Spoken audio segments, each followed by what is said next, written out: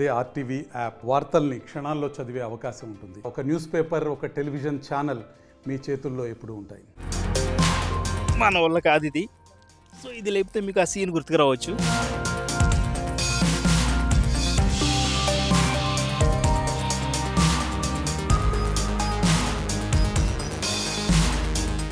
Hi guys, నమస్తే, welcome to RTV.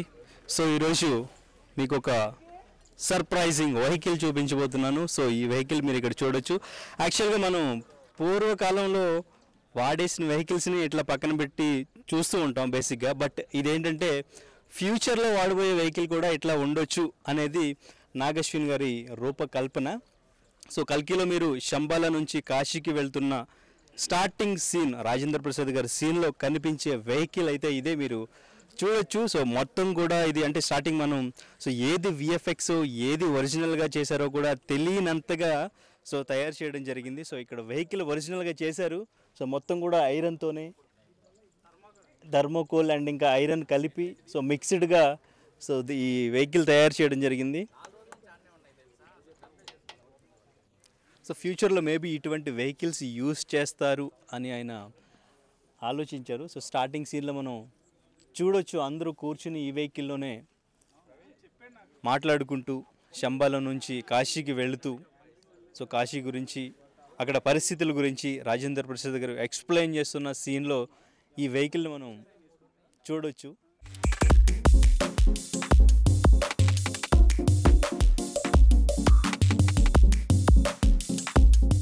So అంటే ఇంకా మనం కాశీకి సెట్కి సంబంధించి కూడా సో ఎలా ఉంది, సో ఎటువంటి సెట్ వేశారు, అక్కడ పరిస్థితుల్ని ఫ్యూచర్లో కాశీ ఎలా ఉండబోతుంది అనేది ఈయన ఇమాజిన్ చేసుకుని ఎటువంటి సెట్ వేశారో కూడా మనం ఇంకా చూపించే ప్రయత్నం చేస్తాను లోపలికి తీసుకెళ్ళి. సో ప్రస్తుతానికి వెహికల్ మీరు చూడొచ్చు.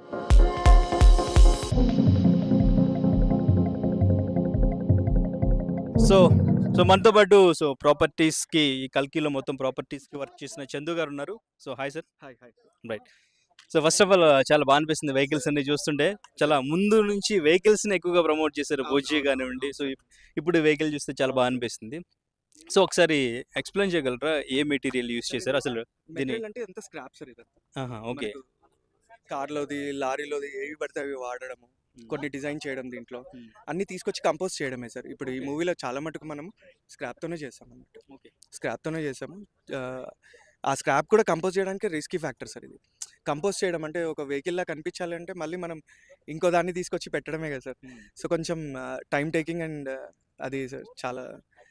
దాంట్లో మా ప్రొడక్షన్ డిజైనర్ గారు ఉన్నారు కదా, అండ్ డైరెక్టర్ గారు, వీళ్ళిద్దరూ కూర్చొని ఈ విధంగా కావాలి, ఈ విధంగా కావాలని డిజైన్ వేసి స్కెచెస్ వేసి మళ్ళీ మేకింగ్ వరకు మా వరకు వస్తాయండి. తర్వాత అప్పుడు వచ్చి మా దగ్గర కోఆర్డినేట్ చేసి ఇలా కావాలి అని చెప్తారనమాట.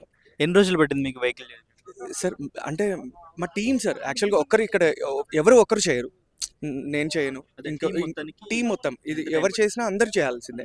దీంట్లో డైరెక్టర్ గారు కూడా చేసినట్టే, మాకు మా ప్రొడ్యూసర్ గారు కూడా, స్వప్న గారు అండ్ ప్రియాంక గారు కూడా చేసినట్టే. దీంట్లో అందరూ వెహికల్స్కి, ఒక్కొక్క వెహికల్కి మీకు ఎంత టైం పట్టింది సార్? ఒక్కొక్క వెహికల్ ఒకళ్ళ సార్. బుజ్జికి అయితే సంవత్సరం పైన పట్టింది. సో ఇది ఒక 3 months పడుతుంది. ఒక్కొక్క వెహికల్ ఒక్కొక్కలా ఉంటుంది సార్. కొన్ని వెహికల్స్ అయితే 5 months కూడా పడుతుంది, 6 months కూడా పడుతుంది. అట్లాగా మీకు అంటే ఈ సెట్స్కి సంబంధించి, ప్రాపర్టీస్కి సంబంధించి టఫ్ టాస్క్ అంటే వెహికల్సా ఇంకేమైనా ఉందా సార్? అన్ని టాస్కే సార్, సీరియస్గా చెప్పాలంటే. టఫ్ కూడా, కాపీడ్ ఉండకూడదు సార్. ఇప్పుడు మీరు మైక్ పట్టుకున్నారు, మీ మైక్లా మేము మాకు 2898లో మైక్లా ఉండకూడదు అసలు, వేరేలా ఉండాలి. అది మైక్లా అనిపించాలి మళ్ళీ. సో టాస్కే కదా సార్ అది మాకు. అట్లా ఉంటుంది సార్ అన్ని ఇక్కడ. వెహికల్ లాగా కనిపించకూడదు మళ్ళీ. ఇప్పుడు ఎగ్జాంపుల్ మీకు వెహికల్ లాగా కనిపించకూడదు, కొత్తగా కనిపించాలి. సో అట్లాగే డిజైన్ చేసుకోవాలి సార్. అంటే ఫ్యూచర్లో ఇట్లా ఉండబోతున్నాయి వెహికల్స్ అని నాగేశ్వన్ గారే ఓన్గా క్రియేట్ చేసి, అంతే, తనే సార్. నాకు ఇలా కావాలి అని డిజైనర్ దగ్గర కూర్చొని వాళ్ళిద్దరూ నాకు ఇలా కావాలని కూర్చొని డిజైన్ చేసుకొని తర్వాత మా ఆర్ట్స్ దగ్గరికి వస్తుంది సార్. అప్పుడు మేము బిల్డ్ చేయడానికి ప్లాన్ చేస్తాం. మొత్తం ఈ కాశీ సెట్ వేయడానికి ఎన్ని రోజులు పట్టి ఉండొచ్చు సార్? ఇది కూడా దగ్గర 7-8 months పట్టింది సార్. 7-8 months పట్టింది. సో టోటల్ ఎంతమంది వర్క్ చేసి ఉండొచ్చు సార్? చాలా మంది సార్, అసలు చాలా అంటే చాలా మంది. ఒక్కసారి ఒక షెడ్యూల్కి పని చేస్తే 250-300 people వర్క్ చేయాలి.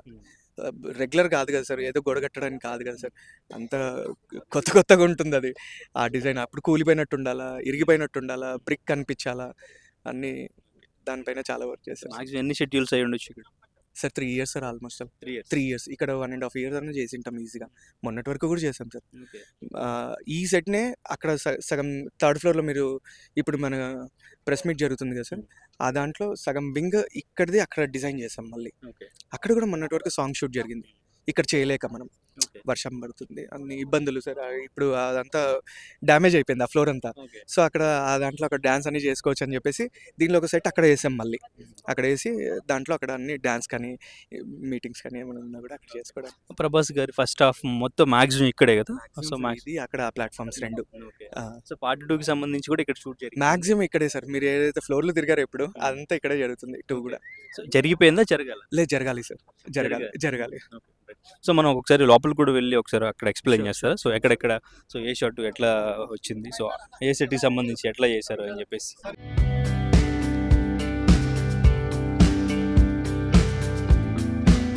సో ఇంకా కాశీకి సంబంధించిన సెట్లోకి ఇప్పుడు మనం వెళ్ళబోతున్నాం. సో ఫస్ట్ టైం సో ఈ సెట్స్ గురించి మొత్తం కూడా రివీల్ చేశారు. సో ఎక్కడ సెట్ వేశారు, ఎక్కడ ఏ సీన్ని షూట్ చేశారు అనేది కూడా మనం విఎఫ్ఎక్స్లో ఏది కవర్ చేశారు అనేది కూడా మనకు అసలు కొంచెం కూడా తెలియలేదు. అండ్ ఇంకా ఈ షూటింగ్ జరుగుతున్నప్పుడు కూడా చాలా రహస్యంగా, సో ఎటువంటి లీక్స్ బయటికి రాకుండా సెట్కి సంబంధించి కూడా సో చాలా పర్ఫెక్ట్గా ప్లాన్ చేసుకుని చేశారు. సో ఇక్కడ సెట్ మనం చూడొచ్చు ఎంత పర్ఫెక్ట్గా, ఎంత బ్యూటిఫుల్గా. సో నిజంగా మనం ఫ్యూచర్లో ఇటువంటి ప్లేస్కి వెళ్తే ఎట్లా ఉంటుందో సో మూవీలో చూసాం. సో రియలిస్టిక్గా కూడా అట్లాగే ఉంది. సో అండ్ విఎఫ్ఎక్స్ షార్ట్స్లో కూడా ఎక్కడ కూడా మనకి ఎటువంటి డిఫరెన్స్ కూడా తెలియకుండా, సో ఆ కలర్ కానివ్వండి అంతా కూడా సో చాలా పర్ఫెక్ట్గా అనిపించింది. సో యాజ్ ఇట్ ఈస్గానే ఇక్కడ కూడా అలాగే ఉంది. సో ప్రభాస్కి సంబంధించి ఫస్ట్ హాఫ్లో వచ్చే సీన్స్ అన్నీ కూడా మ్యాక్సిమం ఇక్కడే షూట్ చేశారు. సో ఇక్కడ ఇంటర్వెల్కి ముందు వచ్చే సీన్ చూడొచ్చు. సో భైరవ రివీల్ అవుతున్నప్పుడు సో తను కర్ణుడిగా సో రివీల్ అవుతున్న సిచ్యువేషన్స్, కొన్ని సీన్స్ అన్నీ కూడా ప్రభాస్కి సంబంధించిన ఫస్ట్ హాఫ్లో మీరు మ్యాక్సిమం ఇక్కడే చూడొచ్చు. సో మరి ప్రభాస్ కట్అవుట్కి ఇది లేపిలా పట్టుకుంటారు, మన వల్ల కాదు ఇది. సో ఇది లేపితే మీకు ఆ సీన్ గుర్తుకు రావచ్చు, బట్ ఐ కాంట్ అనమాట. ఓకే. సో ఇంకా ఇక్కడ సంబంధించి ఇక్కడ లిక్కర్కి సంబంధించిన స్టోరీది. సో ఈ స్టోరీ కూడా మీరు చూడొచ్చు.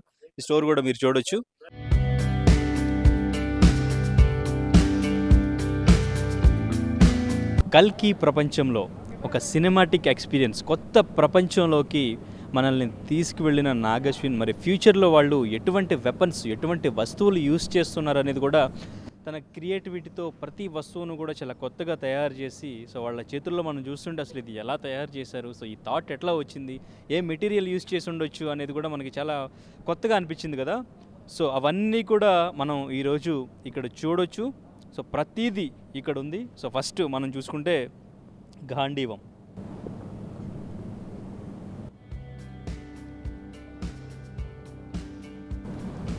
అర్జునుడు గాంధీవం.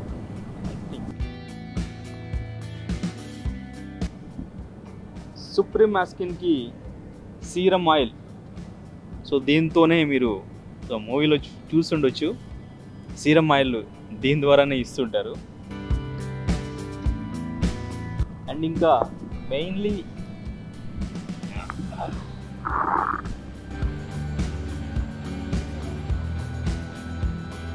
కర్ణుడి స్టిక్, ఇది కర్ణుడి ఆయిల్.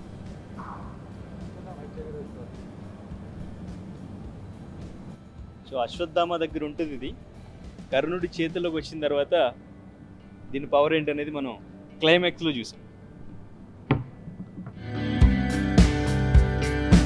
లాక్, ఒకసారి దీంట్లో హ్యాండ్స్ పెట్టామంటే అశ్వత్థామ హ్యాండ్స్ కూడా లాక్ చేసిన లాక్ ఇది. సో వెపన్స్ అన్నీ కూడా చాలా బాగా తయారు చేయించారు. ఐ థింక్ ఈ క్రియేటివిటీ అంతా నాగశ్విన్ గారికి ఇవ్వచ్చు. హోలోగ్రామ్స్,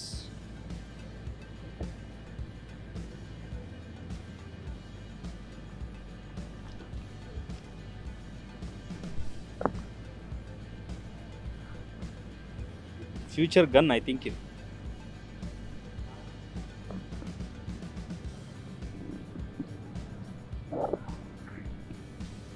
స్కానర్స్,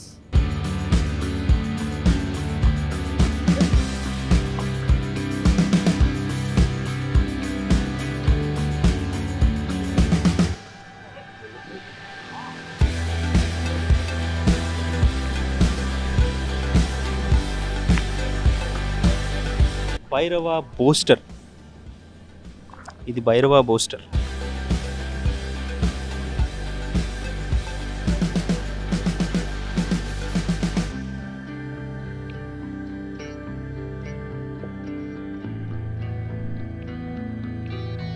కైరా బాంబ్ విసురుది కదా, కైరా విసిరే bomb. So hand cuffs already చూసారు. సో అశ్వత్థామ గ్రంథం,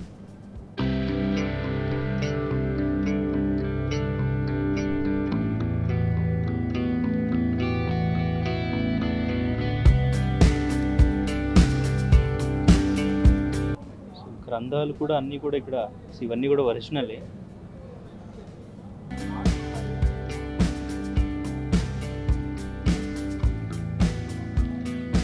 కొన్ని డమ్మీ కూడా ఉన్నాయి.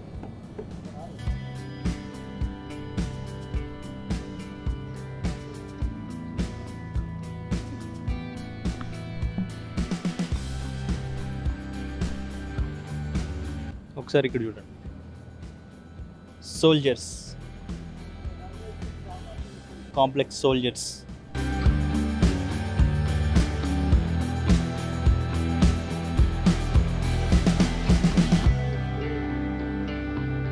సో ఇది కూడా చూడొచ్చు.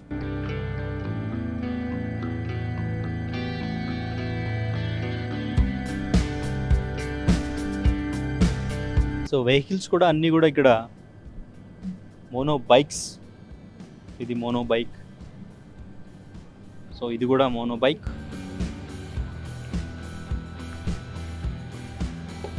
ఇదంతా వుడ్తో తయారు చేయించారు mono bike.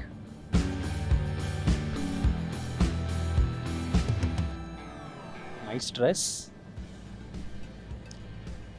Auto vehicle. So ఫ్యూచర్లో ఆటో ఇట్లా ఉండొచ్చు maybe. Future auto.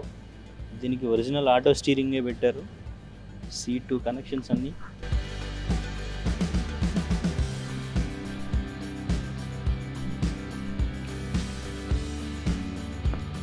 Kiara bike ఇది. సో ఇటువంటి బైక్ ఉంటే బాగుంటుంది అనిపించింది నాకు ఈ సీన్ చూసినప్పుడు. కైరా సో వెంటనే ఈ బైక్తో వాళ్ళని అటాక్ చేయడానికి వెళ్తుంది గాల్లో తేలుకుంటూ. సో బైక్ ఒకసారి చూడండి.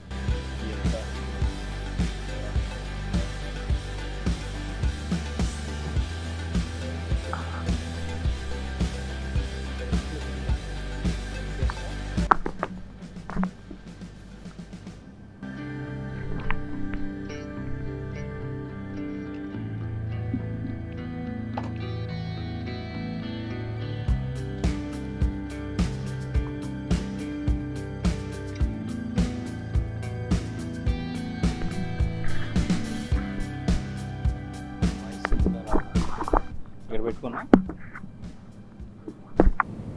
వేరే బైక్ మీద ఎట్లానే వెళ్తుంది కానీ దగ్గరకు లేదు. దీనికి ఇంజిన్ లాంటిది ఏమైనా ఉంటే మనం కూడా గాల్లో తేలుతూ ఫ్యూచర్లో ఎట్లాగే వెళ్దామేమో మేబీ.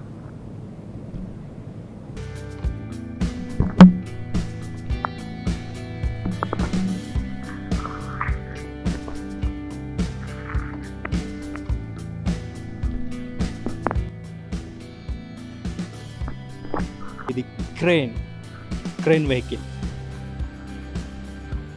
Crane vehicle. సో ఇది కూడా వుడ్తో తయారు చేసి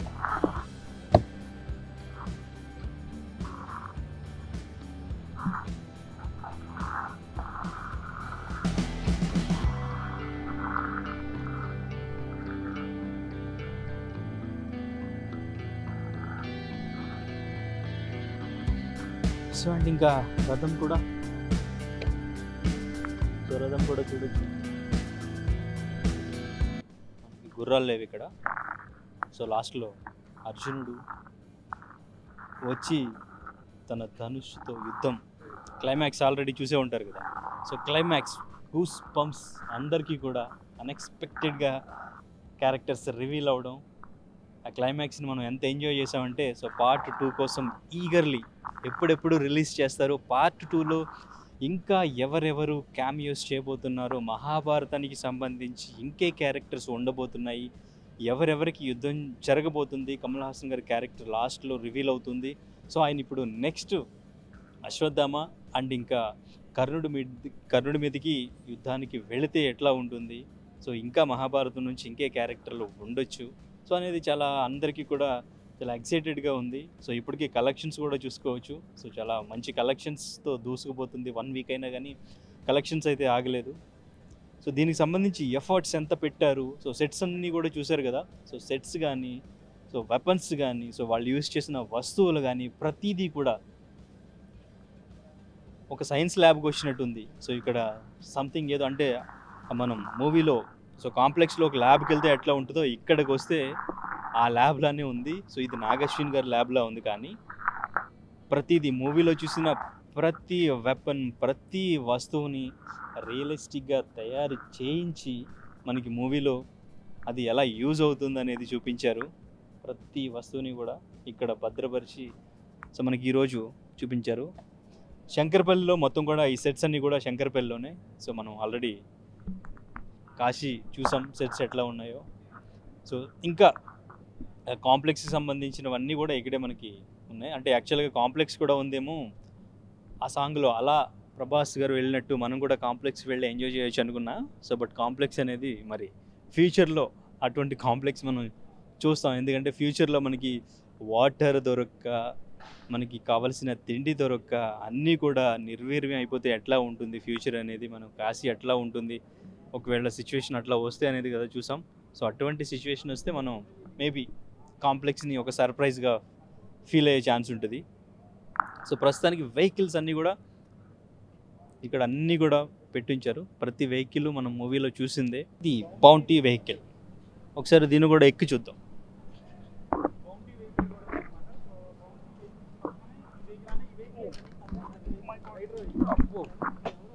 దీనికి టైర్స్ అంతా కూడా చాలా బాగుంది. ఇది వెళ్ళదా? సో బుజ్జి వెహికల్ గురించి చూసారు కదా, ఇది మినీ బుజ్జిలా ఉంది టైర్స్ చూస్తుంటే. బౌంటీ వెహికల్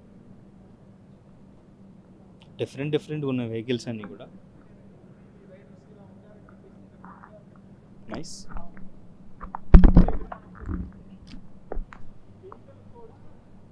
అండ్ ఇక్కడ రిక్షా కూడా ఉంది. ఫ్యూచర్లో మేబీ రిక్షా ఎలా ఉండొచ్చు.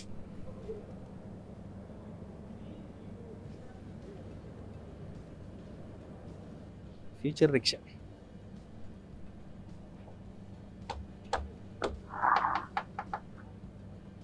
ఇక్కడ ఐరన్ ఉంది. థింక్ ఇది వుడ్ అనుకుంటా.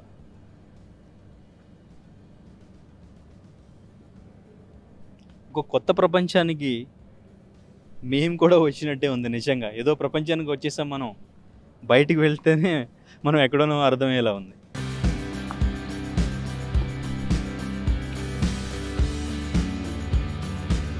సో చూసారు కదా, మ్యాక్సిమం 60% కల్కి 2కి సంబంధించి కూడా షూటింగ్ జరిగిపోయిందని అప్డేట్స్ ఇస్తూనే ఉన్నారు. సో ఇక్కడ యూజ్ చేసిన వెపన్స్ అండ్ ఇంకా వెహికల్స్ అన్నీ కూడా మనం పార్ట్ 2లో కూడా చూస్తాం. సో మీరంతా ఒకసారి ఇవన్నీ కూడా చూసి ఎంజాయ్ చేయండి. మూవీ చూస్తుంటారు కాబట్టి ఆల్రెడీ. సో చూడని వాళ్ళు డెఫినెట్గా సో ఇవన్నీ కూడా ఎలా యూజ్ చేశారు, సో మూవీలో మనకి ఎక్కడెక్కడ ఏమేమి కనిపిస్తాయనే ఎక్సైట్మెంట్తో చూడొచ్చు. సో పార్ట్ 2లో కూడా మనకి కనిపించినప్పుడు మాకైతే చాలా ఎక్సైటెడ్గా ఉంటుంది ఈ వెహికల్స్ అన్ని టచ్ చేసిన తర్వాత. మరిన్ని వీడియోస్ కోసం ఛానల్ ని సబ్స్క్రైబ్ చేయండి. లేటెస్ట్ అప్డేట్స్ కోసం వాట్సాప్ ఛానల్ ని ఫాలో చేయండి. అండ్ లింక్ డిస్క్రిప్షన్ లో ఉంది.